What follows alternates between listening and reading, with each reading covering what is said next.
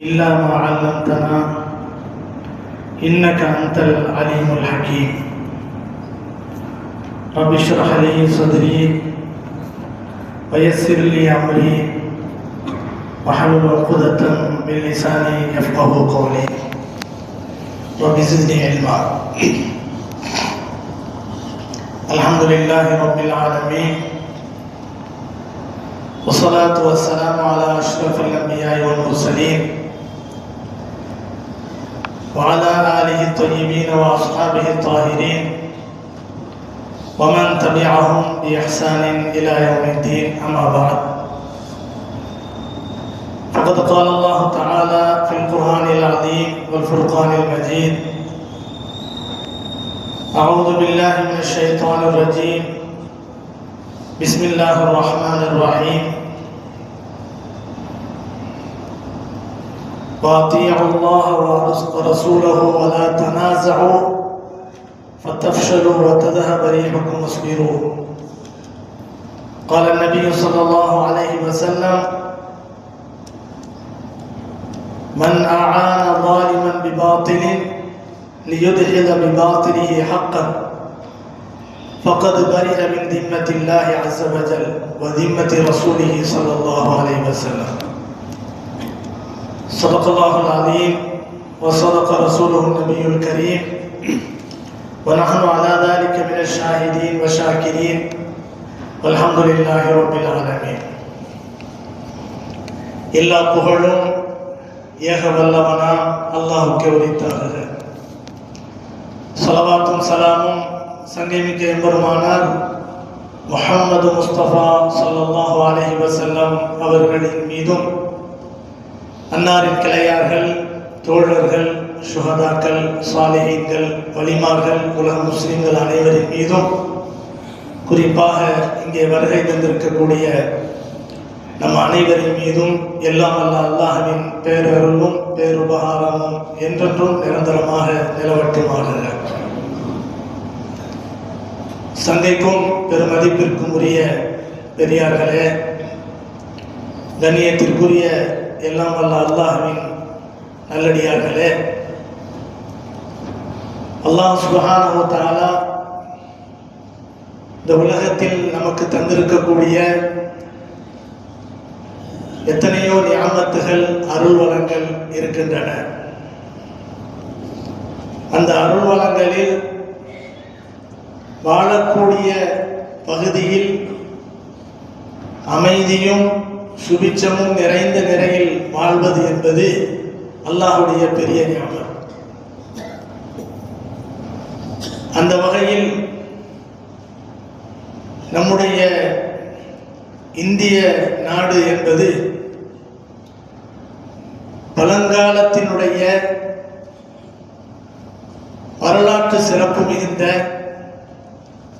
பன்முக சமூகத்தை உள்ளடக்கிய ஒற்றுமை மிகுந்த ஒரு உயர்ந்த நாடு என்பதற்கு உலகம் முழுவதிலும் ஒரு எடுத்துக்காட்டான ஒரு சிறந்த நாடு இந்த இந்திய திருநாடு.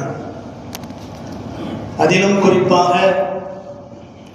நாம் வாழக்கூடிய தென் மாநிலங்களில் தமிழகம் என்பது, தமிழ்நாடு என்பது எல்லா மக்களும் வடக்கில் உள்ளவர்கள் கூட வியப்போடு பார்க்கக்கூடிய ஒரு சிறந்த ஒரு மாநிலம் என்பதில் நாம் அனைவரும் பெருமை கொள்கிறோம். இப்போது நம்மை எதிர்நோக்கி வந்து கொண்டிருக்கக்கூடிய நம்முடைய தமிழ் மாநிலத்தினுடைய 17வது சட்டமன்ற தேர்தல் வரக்கூடிய 23ஆம் தேதி வியாழக்கிழமை நடக்க இருக்கிறது.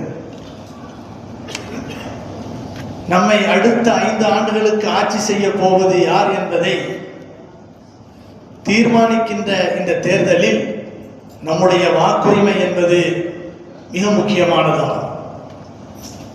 வாக்குரிமையை பெற்றிருக்கக்கூடிய நாம் ஒவ்வொருவரும் நமக்கான பிரதிநிதிகளை தேர்ந்தெடுக்கும் உரிமையை பெற்ற அதிகாரிகள் என்று கூட நாம் சொல்லலாம். இந்த உரிமையை தவறாமல் வாக்களித்து இந்த உரிமையை நிறைவேற்றுவது என்பது இறைவனால் தரப்பட்ட அமானிதம் என்பதை நாம் புரிந்து கொள்ள வேண்டும். இங்கே இருக்கக்கூடியவர்கள் யாரும் சரியில்லை, எனவே நான் தேர்தலிலே வாக்களிக்கப் போவதில்லை என்று சொல்வது என்பது நம்மை நாமே என்ன செய்வது, நம்மை நாமே ஏமாற்றிக் கொண்டு அநியாயக்காரர்களுடைய அந்த பழிவாங்கலுக்கு கழுத்தை நீட்டுவதற்கு சமமாகும். கண்ணியமானவர்களே, கடந்த தேர்தல்களில் நாம் பார்க்கிறோம், நமது மாநிலத்தில் இந்துத்துவ அமைப்புகளினுடைய ஆதரவு பெற்ற வேட்பாளர்கள் போட்டியிட்ட பகுதிகளில் 70-75% பேர் வாக்குகளை போட்டிருந்தார்கள். 70-75% வாக்குகள் பதிவாகி இருந்தது.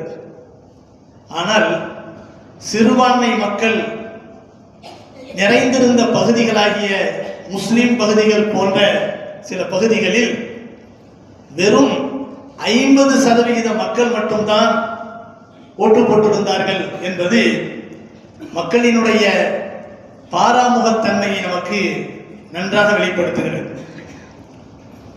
நாமெல்லாம் இது விஷயத்திலே ரொம்ப சாதாரணமாக பாராமுகமாக இருக்கிறோம். இப்போது நாடு இருக்கும் சூழலில் இப்படி வாக்களிக்கும் விகிதம் குறையும் என்று சொன்னால் தவறான ஆட்சியாளர்கள் மிக இலகுவான முறையிலே ஆட்சியை பிடிப்பார்கள். இதில் சந்தேகமே கிடையாது. ஒரு நாள் மட்டும் நாம் காட்டுகின்ற அந்த சோம்பேறித்தனம் இந்த சூழலில் அடுத்த 5 ஆண்டுகளுக்கு மட்டுமல்ல, நமது அடுத்த தலைமுறைக்கும் பெரும் ஆபத்தை உருவாக்கக்கூடியவர்களாக நாம் அமைந்து விடுகின்றோம். கண்ணியமானவர்களே, அது மட்டுமல்ல, ஓட்டு போடாமல் இருப்பது என்பது ஒரு குற்றமாகும். ஓட்டு போடுவது என்பது ஒரு சாட்சியம் அளிக்கின்ற செயலாகும். வாக்குச்சீட்டில் ஒருவரை தேர்ந்தெடுத்து அவரது பெயருக்கு நேரே முத்திரை பட்டனை அழுத்தி இவர்தான் நான் தேர்ந்தெடுக்கின்ற பிரதிநிதி என்பதாக நாம் வழிமொழிகிற போது இது என்னால் சாட்சியம் வழங்கப்படுகிறது, எதிர்வரக்கூடிய 5 வருடங்களுக்கு இவர்தான் எங்களை ஆட்சி செய்யக்கூடிய தகுதியை பெற்றவர் என்ற ஒரு வாக்குரிமையை நாம் செலுத்துகிறோம். தேர்தல் கமிஷன் வா வா என்று சொல்லி மக்களை என்ன செய்கிறது, அழைக்கிறது. நாம் வாய்ப்பிருந்தும் ஓட்டு போடாமல் நம்முடைய வாய்ப்பை இழக்கிறோம் என்று சொன்னால் இது குர்ஆனுடைய சட்டங்களுக்கு மாற்றமானது. வலா யக்பஷ் ஷுஹதாஉ இதா மா துஉ, அழைக்கப்படுகிற போது சாட்சியாளர்கள் மறுத்துவிடக் கூடாது என்று அல்லாஹ் சொல்கிறான். ஏதாவது ஒரு குற்றத்தை ஒருவர் பார்த்திருக்கிறார், ஒரு கொலை ஒரு இடத்திலே நடந்தது, அதை ஒருவர் பார்த்திருக்கிறார், அவர் சாட்சி என்று நன்றாக தெரியும், கோர்ட்டிலே அவரை சாட்சியாக அழைக்கிற போது அதெல்லாம் எனக்கு தெரியாது, நான் பார்க்கல என்று சொல்வது சட்டப்படி குற்றம் என்பதை அல்லாஹ் குர்ஆனிலே சொல்கின்றான். மற்றொரு வசனத்திலே அல்லாஹ் சொல்கிறான், வலா தக்துமு ஷஹாதா வமை யக்துமுஹா ஃபஇன்னஹு ஆஸிமுன் கல்பு வல்லாஹு பிமா தஅமலூன அலீம். உங்கள் சாட்சியங்களை மறைக்காதீர்கள், சாட்சியங்களை மறைப்பது என்பது குற்றமாகும் என்பதாக அல்லாஹ் சுப்ஹானஹு வ தஆலா குர்ஆனிலே சொல்கின்றார். ஆட்சியாளர்களை தேர்ந்தெடுப்பதற்காக நாம் வாக்கை செலுத்துவது என்பது சாட்சியை பதிவு செய்வது என்பதாகும். நான் இவரை ஆட்சியாளராக தேர்ந்தெடுக்க வாக்களிக்கிறேன், சாட்சி வழங்குகிறேன், இவர் தகுதியானவர் தான் என்பதாக சொல்லி நாம் சாட்சி வழங்குகிறோம். கண்ணியமானவர்களே, தங்களது அடிப்படை கடமையை நிறைவேற்ற தவறிடமிருந்து அல்லாஹ் தன் பொறுப்பை தவிர்த்துக் கொள்கிறான் என்பதை நபிகள் நாயகம் ஸல்லல்லாஹு அலைஹி வஸல்லம் அவர்கள் சொல்லி காட்டுகிறார்கள். மன் அஆன ஸாலிமன் பிபாத்திலின் லியுத்ஹில பிபாத்திலிஹி ஹக்கன் ஃபகத் பரிஅ மின் திம்மத்தில்லாஹி அஸ்ஸ வஜல் வ திம்மத்தி ரசூலிஹி ஸல்லல்லாஹு அலைஹி வஸல்லம். நபிகள் நாயகம் ஸல்லல்லாஹு அலைஹி வஸல்லம் அவர்கள் சொன்னார்கள், தவறான முறையிலே ஒருவர் ஆட்சி செய்வதற்கு, தவறான முறையிலே தேர்ந்தெடுப்பதற்கு தகுதியற்றவராக இருந்தும் கூட அவருக்கு உதவி செய்து ஒரு அநியாயக்காரனுக்கு உதவி செய்வாரையானால் அவனுடைய ஹக்கை அந்த அநியாயக்காரின் மூலம் அடித்து நொறுக்கப்படுகிறது என்று சொன்னார், வீழ்த்தப்படுகிறது என்று சொன்னார். அந்த அநியாயக்காரனை தேர்ந்தெடுத்தவனை விட்டும் அல்லாஹ் தன்னுடைய பொறுப்பை விலக்கிக் கொள்கிறான். ரசூல் ஸல்லல்லாஹு அலைஹி வஸல்லம் அவர்களும் அவருடைய பொறுப்பை விலக்கிக் கொள்கிறார்கள் என்று நபிகள் நாயகம் ஸல்லல்லாஹு அலைஹி வஸல்லம் அவர்கள் நமக்கு சொல்லித் தருகிறார்கள். கண்ணியமானவர்களே, எனவே வாக்களிப்பது என்பது மிக முக்கியமான ஒரு விஷயம். அது நமக்கு வழங்கப்பட்டிருக்கக்கூடிய அதிகாரம், அது நம்முடைய உரிமை. எனவே அந்த உரிமைகளை நிச்சயமாக பால்படுத்திவிடக் கூடாது. இங்கே இருக்கக்கூடிய ஒவ்வொரு மனிதனுக்கும் வாக்களிக்கும் உரிமையை அல்லாஹ் தந்திருக்கிறான் என்று சொன்னால், இந்த நாடு தந்திருக்கிறது என்று சொன்னால், இந்த நாட்டின் குடிமக்களில் நீனும் ஒருவன் என்பதை அல்லாஹ் நமக்கு தந்திருக்கின்றான். இது ஒரு நியமத். நபிகள் நாயகம் ஸல்லல்லாஹு அலைஹி வஸல்லம் சொன்னார்கள், குல்லு நஈமின் மஸ்பூனுன் அன்ஹு யௌமல் கியாமah. ஒவ்வொரு நியமத் வழங்கப்பட்ட மனிதனும் நாளை மறுமையிலே அவனுடைய நியமத்தை பற்றி விசாரிக்கப்படுவான் என்பதாக நபிகள் நாயகம் ஸல்லல்லாஹு அலைஹி வஸல்லம் அவர்கள் சொல்லி காட்டுகிறார். இப்போது இருக்கக்கூடிய சூழலில் யாருக்கு வாக்களிப்பது? யாருக்கு வாக்களிப்பது? எந்த ஒரு ஜும்மாவுடைய மேடைகளிலும் தெளிவாக இதுவரை சொல்ல மாட்டார்கள். ஆனால் இன்றைக்கு இருக்கக்கூடிய சூழலில் ஒன்று பாசிசம், இன்னொன்று பாசிசம் இல்லாத ஒரு நடுநிலை. இந்த நிலையில் இருக்கக்கூடிய சூழலில் யாராவது ஒருவருக்கு தான் போட வேண்டும்.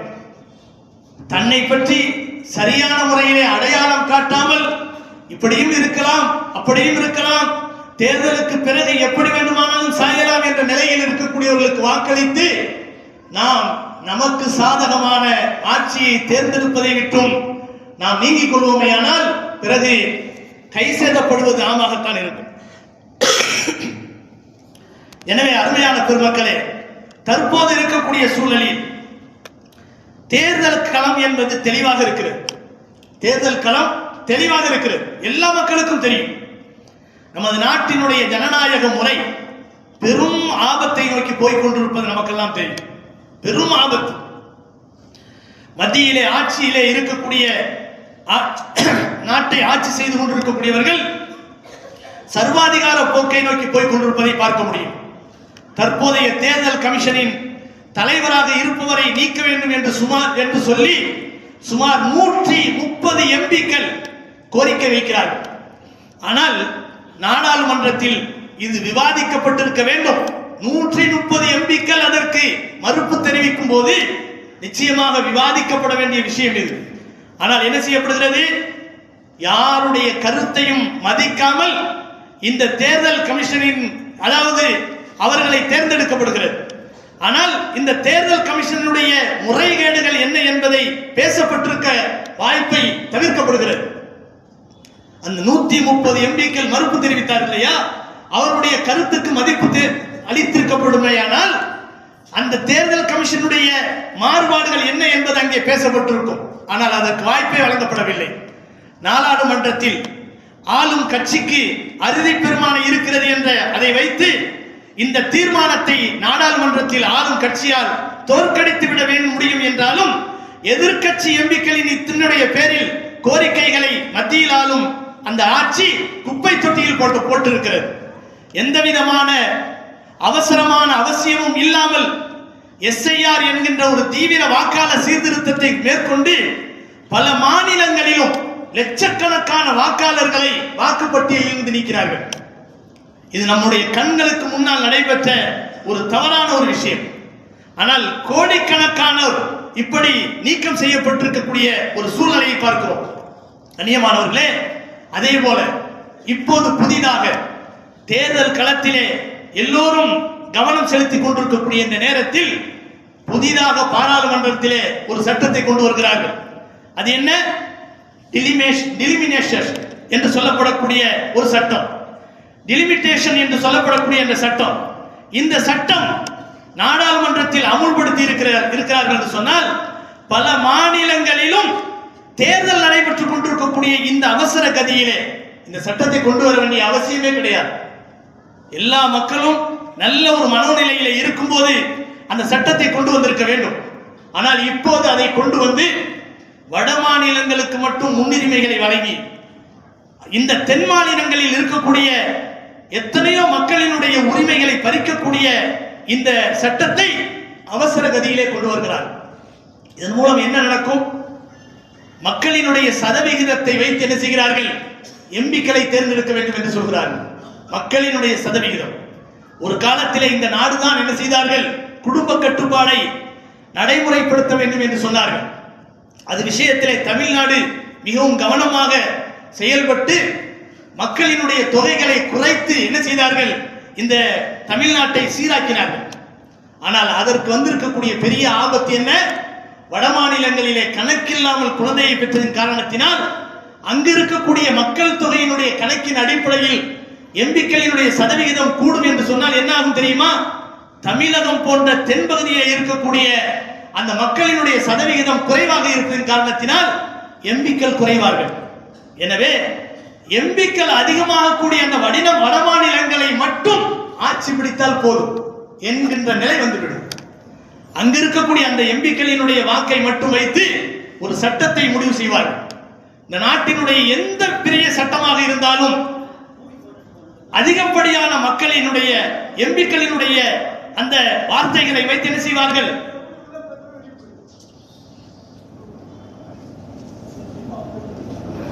கண்ணியமானவர்களே, இது மாதிரியான விஷயங்களில் எம்பிக்களை தேர்ந்தெடுத்து வட மாநிலங்களில் இருக்கக்கூடிய அதிகப்படியான எம்பிக்களினுடைய சதவிகிதத்தை பற்றி ஒரு சட்டங்களை தேர்ந்தெடுப்பார்கள் என்று சொன்னால் பெரும் ஆபத்தை நோக்கி இந்த தென் மாநிலங்களுடைய உரிமைகள் பறிக்கப்படும்.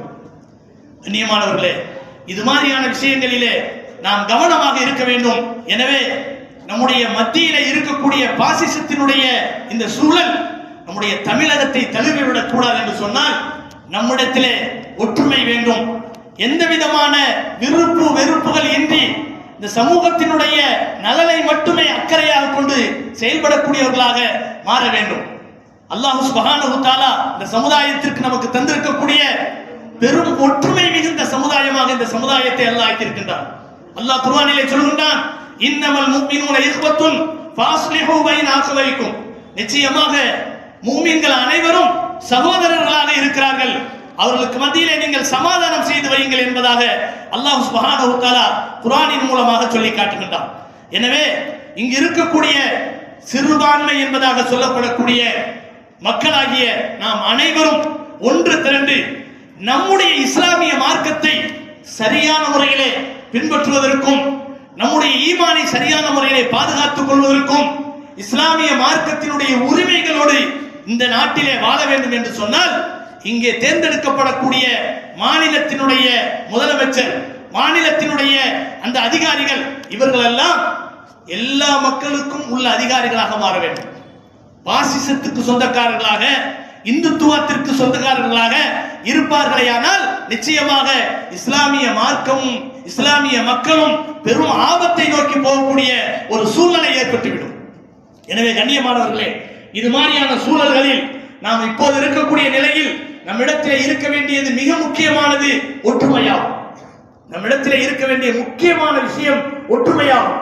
அல்லாஹ் சுப்ஹானஹு தஆலா குர்ஆனிலே சொல்கின்றான், வஅதீயுல்லாஹ வரசூலஹு, அல்லாஹ்வுக்கு வழிபடுங்கள், அவருடைய ரசூலுக்கு வழிபடுங்கள், வலா தனாஸூ, பிரிந்து விடாதீர்கள், உங்களுக்குள்ளே தர்க்கித்துக் கொள்ளாதீர்கள், சண்டையிட்டுக் கொள்ளாதீர்கள், ஃபதஃப்ஷலு வதஹப ரீஹுக்கும் வஸ்பிரு, அப்படி நீங்கள் சண்டையிட்டுக் கொண்டால், அல்லாஹ் ரசூலுக்கு வழிபடாமல் உங்களுக்குள்ளே தர்க்கித்துக் கொண்டால், சண்டையிட்டுக் கொண்டால், ஃபதஃப்ஷலு, நீங்கள் பிரிந்து விடுவீர்கள். இன்னைக்கு நடந்து கொண்டிருக்கக்கூடிய விஷயம், கண்ணியமானவர்களே, தெருவிலே முக்காடிட்டு ஒரு காலத்திலே அதாவது உறுதி மிகுந்த ஈமானை தங்களுடைய சமூகத்துக்கு மத்தியிலே தெரிவிப்பதற்காக வேண்டி ஈட்டியால் குத்தினாலும் ஈமானை விடமாட்டோம் என்று சொல்லிக் கொண்டிருந்த ஒரு சமுதாயம் இன்னைக்கு எப்படி இருக்கு தெரியுமா? வீடியோக்களிலே பார்க்கிறோம், முக்காடிட்ட பெண்கள் மோசமான முறையிலே தங்களுடைய வாக்களிப்புகளை செய்கிறார்கள். அவர்கள் பேசக்கூடிய பேச்சு மாற்று மதத்திலே இருக்கக்கூடியவர்கள் கூட முகம் சுளிக்கக்கூடிய அளவுக்கு முகம் மோசமான நிலையில இருக்கிறது. நேற்று ஒரு வீடியோ பார்த்தேன். ஒரு பெண்மணி, ஏற்கனவே அவன் கேட்டிருப்பான் போல, நீங்க அவரை விரும்புறது, அந்த நடிகரை நீங்க விரும்புறது உங்களுடைய தந்தை பெற்றோருக்கெல்லாம் தெரியுமா அப்படின்னு கேட்கிறான். என்னுடைய பெற்றோருக்கெல்லாம் என்ன ரொம்ப தெரியும், எங்க பாப்பா அம்மாவுக்கெல்லாம் நல்லா தெரியும் அவரை விரும்புறது. ஏன் என்னுடைய கணவருக்கு கூட தெரியும், என்னுடைய பெற்றோருக்கு தெரியும் சொல்லி என்னுடைய 5 வயசு பையன் கேட்கிறான், அந்த நடிகரை நீ விரும்புறியமா, எங்களையா ஏமா பெத்தான்னு கேட்கிறான் அப்படின்னு சொல்லிட்டு அவ சிரிக்கிற சிரிப்பு இருக்குதே, ஒரு பேய் சிரிக்கிற மாதிரி இருக்கு, கேவலமா இருக்கு, கீழ்த்தரமா இருக்கு. நினைச்சு பாருங்க, நம்முடைய சமூகத்தினுடைய பெண் முக்காடிட்டவராக நான் அவனை விரும்புகிறேன் என்று சொல்லுகிறாள் என்று சொன்னார், என்னுடைய பெற்றோரை விட விரும்புகிறேன் என்று சொன்னார், என்னுடைய கணவனை விட அவரை விரும்புவது என்று என்னுடைய கணவனுக்கு கூட தெரியும் என்று சொல்கிறார் என்று சொன்னால் இந்த சமுதாயம் எங்கே போய் கொண்டிருக்கிறது? நினைச்சு பாருங்க. மீடியாக்கள் இதை அப்படியே நம்முடைய முஸ்லிம் பெண்களிடத்தில் கேட்கக்கூடிய இந்த விஷயங்களை மட்டும் கட் பண்ணி என்ன செய்கிறார்கள், சமூகத்திலே பரவ விடுகிறார்கள். இது மாதிரி ஒன்றல்ல ரெண்டல்ல பலவிதமான வீடியோ கிளிப்புகள் நமக்கு முன்னால் நடமாடுகின்றன. இதெல்லாம் பார்த்து பெருமைப்பட முடியுமா? அவர்கள் என்ன செய்கிறார்கள், அவர்கள் என்ன நினைக்கிறார்கள், நாம் அவரை விரும்புகிறோம் என்பது ஒரு ஆடம்பரம் என்று நினைக்கிறார்கள், ஒரு நாகரிகம் என்று விரும்புகிறார்கள். இல்லை, அல்லாஹ் ரசூலை விரும்புவது என்பதுதான் உண்மையிலே நம்மை சொர்க்கத்திலே கொண்டு போய் சேர்க்கும். கடந்த வாரம் நான் பேசுகிற போது சொன்னோம், எவர் ஒருவர் அல்லாஹ்வுக்காக ஒருவரை விரும்புகிறார், அல்லாஹ்வுக்காக ஒருவரை வெறுக்கிறார், அல்லாஹ்வுக்காக கொடுக்கிறார், அல்லாஹ்வுக்காக தடுத்துக் கொள்கிறார், இவருடைய ஈமான் தான் உண்மையான ஈமான். நபிகள் நாயகம் ஸல்லல்லாஹு அலைஹி வஸல்லம் அவர்களிடத்திலே ஒரு சஹாபி வந்து கேட்டார்கள், அல்லாஹ்வுடைய தூதர் அவர்களே, மத்தஸ்ஸாஅத்து, கியாமத் நாள் எப்போது வரும், மறுமை நாள் எப்போது வரும் என்று கேட்கிறார்கள். பெருமானார் ஸல்லல்லாஹு அலைஹி வஸல்லம் அவர்கள் திரும்ப என்ன கேட்டார்கள் தெரியுமா? மறுமை நாளை எதிர்பார்க்கக்கூடிய அளவுக்கு நீ என்ன நன்மையை தயார் செய்து வைத்திருக்கிறாய் என்று கேட்டார்கள். இந்த கேள்வி அவருக்கான கேள்வி அல்ல, நமக்கான கேள்வி, நமக்கான கேள்வி. மறுமையை நாம் விரும்பக்கூடிய அளவுக்கு மறுமைக்கு போகணும் சொன்னா நம்மிடத்திலே நன்மை தேவைதானே, நம்மிடத்தில் ஏதாவது நன்மை இருக்கா? அந்த சஹாபி என்ன சொன்னாங்க தெரியுமா? சஹாபாக்கள் எப்படிப்பட்ட நன்மைக்கு சொந்தக்காரர்கள், எவ்வளவு உயர்ந்த ஈமானுக்கு சொந்தக்காரர்கள், உன்னதமான ஒரு இனத்தை சார்ந்த சஹாபிகள் என்ற உயர்ந்த ரகத்தை சார்ந்தவர்கள். அந்த சஹாபி ரொம்ப பணியோடு சொல்கிறார்கள், யா ரசூலல்லாஹ் ஸல்லல்லாஹு அலைஹி வஸல்லம், என்னிடத்திலே எந்த அமலும் இல்லை, எந்த நல் செயலும் இல்லை, ஆனா ஒண்ணே ஒன்று இருக்கு, அது என்ன தெரியுமா? நான் அல்லாஹ்வையும் ரசூலையும் நான் உயிருக்கு உயிராக விரும்புகிறேன் என்று சொன்னார். என்னிடத்தில் என்ன சொன்னார்கள்? என்னிடத்திலே நன்மை இல்லை, என்னிடத்திலே எந்த நன்மையும் இல்லை, ஆனால் நான் அல்லாஹ் ரசூலை விரும்புகிறேன் என்று சொன்னவுடன் நபிகள் நாயகம் ஸல்லல்லாஹு அலைஹி வஸல்லம் சொன்ன இந்த வார்த்தை புகாரியிலே பல ரிவாயத்துகளிலே சொல்லப்படுகிறது. இந்த சமூகத்துக்கு சொல்லக்கூடிய அழகான ஒரு செய்தி. நபி அவர்கள் சொல்கிறார்கள், எந்த ஒரு சூழலிலும் இந்த ஹதீஸை சொல்ல முடியும். நபிகள் நாயகம் ஸல்லல்லாஹு அலைஹி வஸல்லம் சொன்ன இந்த சின்ன ஒரு வாக்கை அற்புதமாக எல்லா இடங்களிலும் சொல்ல முடியும். நபி அவர்கள் சொன்ன வார்த்தை என்ன தெரியுமா? அல் மர்உ மஅ மன் அஹப்ப, அல் மர்உ மஅ மன் அஹப்ப, மனிதன் யாரை விரும்புகிறானோ நாளை மறுமையிலே அவரோடு இருப்பான் என்று நபிகள் நாயகம் ஸல்லல்லாஹு அலைஹி வஸல்லம் சொன்னார்கள். இந்த உலகத்திலே இவரை நான் என்னுடைய பெற்றோரை விட விரும்புகிறேன், என்னுடைய கணவனை விட விரும்புகிறேன் என்று சொல்லக்கூடிய எந்த ஒரு பெண்ணாக இருக்கட்டும், ஆணாக இருக்கட்டும், இளைஞர்களாக இருக்கட்டும், அவர்கள் சிந்திக்கட்டும். இந்த வார்த்தையை வைத்து அவர்கள் எந்த இடத்திலே இருப்பார்கள், அந்த இடத்துக்கு நாம் போக தயாரா? சிந்தித்து பாருங்கள். நம்மை போன்ற ஈமான்தாரிகள் என்ன சொல்ல வேண்டும்?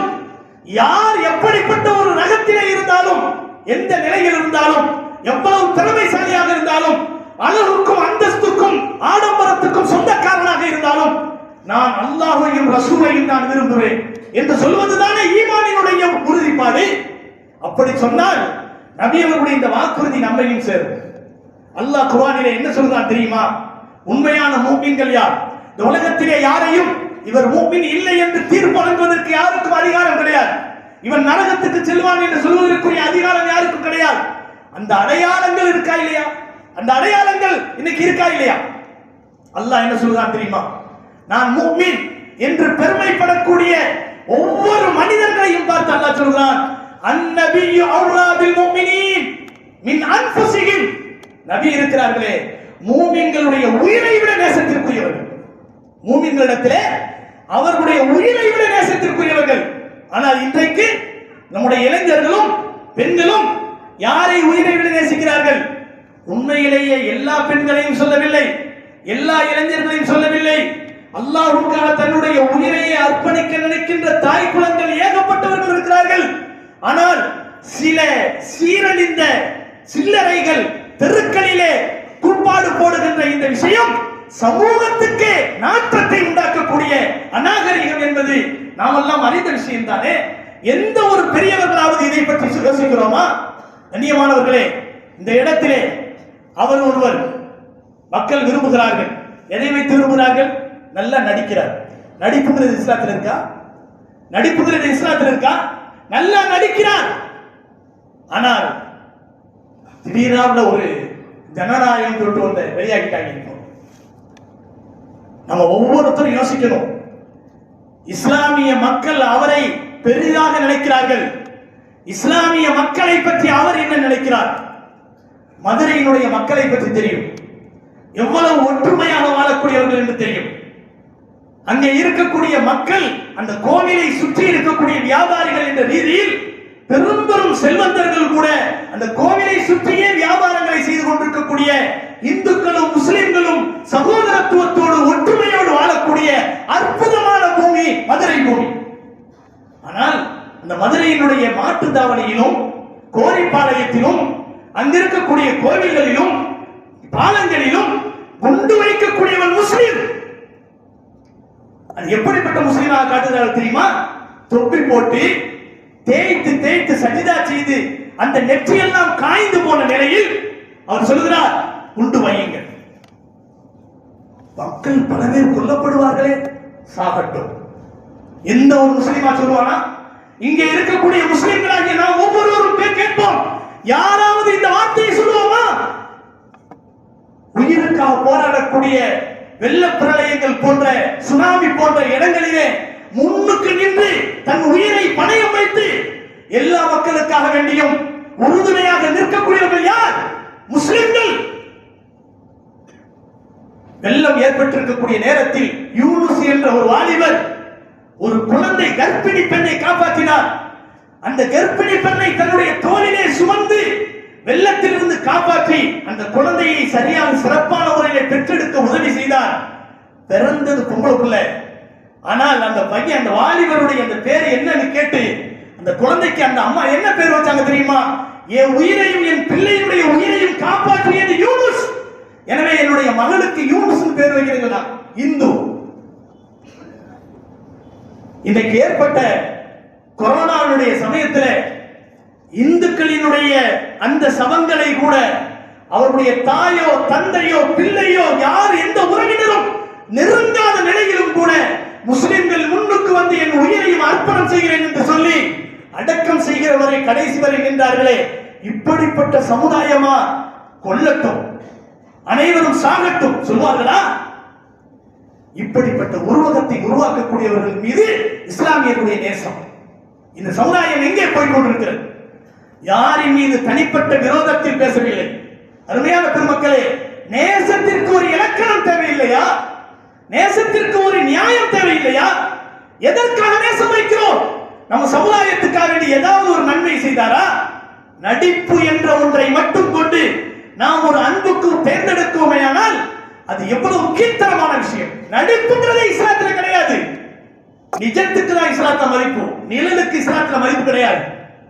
அப்படி இருக்கும்போது நிழலை வைத்து ஒரு மனிதன் இவன் ஒரு யோக்கியன், இவன் சிறந்தவன், உயர்ந்தவன், வரக்கூடிய ஆட்சியில இவன் வந்தால் நல்ல முறையில ஆட்சி செய்வான் என்று சொன்னால் மதுரையில் அந்த மாதிரி காட்டினாலே அந்த மாதிரி காட்டுவாங்களா? கண்ணியமானவர்களே, யாரையும் கீழ்த்தரமாக பேசுவது நம்முடைய நோக்கம் அல்ல. இன்றைக்கு போய்கொண்டிருக்கக்கூடிய இந்த சமுதாயத்தினுடைய நிலைப்பாடு பாசிசத்தின் பிடியிலே அகப்பட்டு நம்முடைய வருங்கால சந்ததிகள் சின்ன பின்னமாகி விடுவார்களோ என்ற கவலையில் பெரியவர்களுடைய மனக்குமுறலை தான் இங்கே பேசப்படுகிறது. நாம் மட்டுமல்ல, நியாயமாக சிந்திக்கக்கூடிய பெரியவர்கள் அனைவருடைய மனக்குமுறலும் இதுதான். எனவே இன்றைக்கு இருக்கக்கூடிய போட்டி பாசிசத்துக்கும் பாசிசம் அல்லாதவர்களுக்கும் மத்தியிலே இருக்கக்கூடிய போட்டி தான். இந்துத்துவாவுக்கும் இந்துத்துவா இல்லாத இந்துக்கள் இருக்கிறார்கள் பாருங்க. எல்லா இந்துக்கள் சகோதரர்கள் எவ்வளவு பேர் இருக்கிறாங்க. நமக்காக வேண்டி போராடக்கூடிய எண்ணத்திலே இருக்கக்கூடிய எத்தனையோ நல்ல மக்கள் இந்துக்கள் இருக்கிறார்கள். எனக்கு பழக்கமான இந்து சகோதரர்கள் எத்தனையோ பேர் இருக்கிறார்கள். முஸ்லிம் சகோதரர்கள் கூட அவ்வளவு நல்லா பழக மாட்டாங்க, அவ்வளவு இணக்கமா இருப்பாங்க. காரணம் நம் தமிழகம் அப்படிப்பட்ட ஒரு மாநிலம். இந்த நிலையிலே இங்கே நாம் பிரித்து பார்ப்பது என்னன்னு சொன்னா, இந்துத்துவம் இல்லாதவர்கள், நியாயமான எல்லா மக்களும் சமம் என்ற ஒரு நிலையிலே இருக்கக்கூடியவர்கள். இந்த போட்டிக்கு மத்தியிலே யார் இந்துத்துவாவிற்கு எதிராக இருக்கிறார்களோ அவர்கள் நல்லவர்களா கெட்டவர்களா, கொள்ளையடித்தார்களா இல்லையா, அவர்கள் யோக்கியர்களா அயோக்கியர்களா, இந்த விவாதமே தேவையில்லை. வரக்கூடிய காலத்திலே இஸ்லாம் சரியாக பின்பற்றப்பட வேண்டும். முஸ்லிம்கள் நிம்மதியாக இருக்க வேண்டும், ஓரளவுக்காவது நிம்மதியாக இருக்க வேண்டும். அதற்கு என்ன தேவையோ அதை நாம் முடிவெடுக்கக்கூடிய உரிமை இந்த ஓட்டு உரிமை. இந்த ஓட்டை நமக்கு வழங்கப்பட்டிருக்கக்கூடிய இந்த ஓட்டுரிமையை சரியான முறையிலே அல்லாஹ்வுடைய அமானிதம் என்ற அச்சத்தோடு நாம் நம்முடைய மனதை நியாயத்தோடு யோசனை செய்து என்ன செய்ய வேண்டும், தீர்ப்பு வழங்கக்கூடிய வகையிலே நம்முடைய ஓட்டுகளை பதிவு செய்ய வேண்டும். இது நம்முடைய அமானிதம். அமானிதங்களை பற்றி நாளை மறுமையிலே அல்லாஹ் நிச்சயமாக கேள்வி கேட்பான். யாரிடத்திலே அமானிதத்தை சரியாக நிறைவேற்றக்கூடிய தன்மை இல்லையோ அவருக்கு ஈமான் இல்லை என்று நபிகள் நாயகம் ஸல்லல்லாஹு அலைஹி வஸல்லம் சொன்னார்கள். நம்முடைய ஈமானை பாதுகாக்கக்கூடிய வகையிலே, நம்முடைய அமானிதத்தை சரியான முறையிலே நிறைவேற்றக்கூடிய வகையிலே நம்முடைய ஓட்டுரிமையை நியாயமான முறையிலே நாம் பதிவு செய்ய வேண்டும். அல்லாஹ் சுப்ஹானஹு வ தஆலா நல்ல மனோநிலையை, நடுநிலை சிந்தனையை நம் அனைவருக்கும் தந்து அருள் புரிவானாக.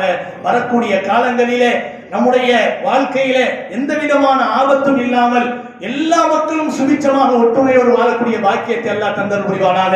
வெளியிலே நமக்கு ஒரு துஆவை பயிர்வார்கள், அந்த துஆவினுடைய அந்த நோட்டீஸ் கொடுப்பார்கள். அதை யாரும் தயவு செய்து கீழே போட்டுறாரு. இது ஓட்டுக்காக சொல்லப்படக்கூடியது. வரக்கூடிய காலத்தில் நல்ல ஆட்சியாளர்களை அல்லாஹ் நமக்கு கொடுக்க வேண்டும் என்பதற்காக வேண்டி நபி அவர்கள் சொல்லி தந்த துஆ, அல்லாஹும்ம லா துஸல்லித் அலைனா மல்லா யஹாஃபுக ஃபீனா வலா யர்ஹம்னா. தமிழிலே எழுதப்பட்டிருக்கு, அரபிலே எழுதப்பட்டிருக்கு, அதனுடைய அர்த்தமும் எழுதி வச்சிருக்கிறோம். அதை பார்த்து ஒவ்வொரு வக்து தொழுகைக்கு பின்னாலேயும் நல்ல எண்ணத்தோடு படித்துக் கொண்டே இருங்கள், அல்லாஹ்விடத்தை துஆ கேட்டுக்கொண்டே இருங்கள். யாராவது நல்ல சீதேவிகள் இங்கே இருப்பார்கள், வலிமார்கள் இருப்பார்கள், அவருடைய துஆவை அல்லாஹ் ஒப்புக்கொண்டான்.